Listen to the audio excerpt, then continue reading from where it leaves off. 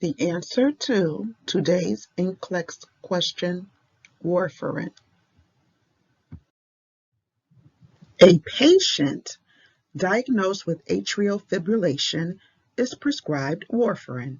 The nurse instructs the patient to maintain a consistent, limited intake of which dietary items? A. Legumes and lentils. B. Aged cheese and smoked fish. C. Grapefruit and grapefruit juice. D. Dark green leafy vegetables. What should we be paying attention to? First, recognize characteristics of warfarin. The antidote for warfarin is vitamin K. Second, the nurse is to instruct the patient to maintain a consistent, limited intake of this dietary item, which may contain vitamin K. The answer is D, dark green leafy vegetables.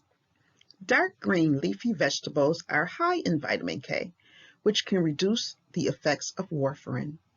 The nurse would instruct the patient about the importance of maintaining a consistent, limited intake of dark green leafy vegetables to avoid fluctuations in warfarin's therapeutic effect.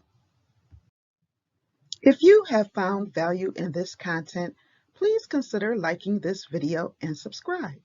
Leave a comment below about other topics you'd like to see. Thanks for watching. Happy studying.